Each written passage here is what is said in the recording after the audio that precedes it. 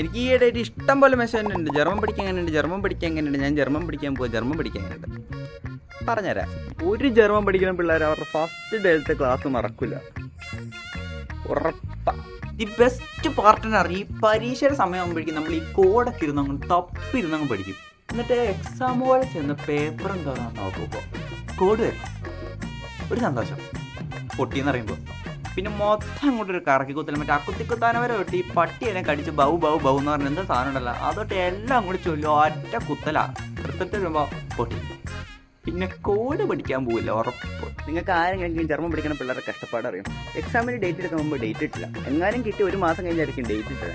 ആ ഡേറ്റും കിട്ടി എക്സാം ചെയ്ത് വരുമ്പോഴേക്കും ഒരു മാസം കഴിയുമ്പോഴാണ് റിസൾട്ട് വരുള്ളൂ. ആ റിസൾട്ട് വന്നിട്ട് എങ്ങാനും പൊട്ടിയ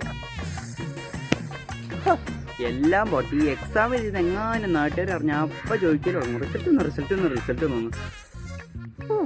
ഏറ്റവും വലിയ വിറ്റെന്നറിയാം, ഒരു ദിവസം വിഷുവിൻ്റെ അന്ന് ക്ലാസ് ഉണ്ടോയെന്ന് ചോദിച്ചാൽ. എന്നിട്ട് ടീച്ചർ ചോദിച്ചു വാട്ട് ഈസ് വിഷു. നമ്മൾ വിഷുവിൻ്റെ അന്ന് കണ്ണടയ്ക്കും കണ്ണുറക്കും വിഷു കഴിഞ്ഞിട്ടും കിട്ടും.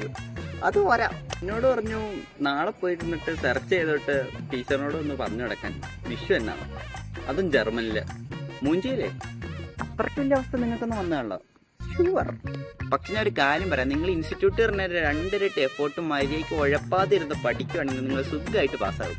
അല്ലെങ്കിൽ മൂഞ്ചി അവിടെ തന്നെ ഇരിക്കത്തേ ഉള്ളൂ. അപ്പോൾ ശുഭപ്രതീക്ഷ 100% വിജയം. Okay bye.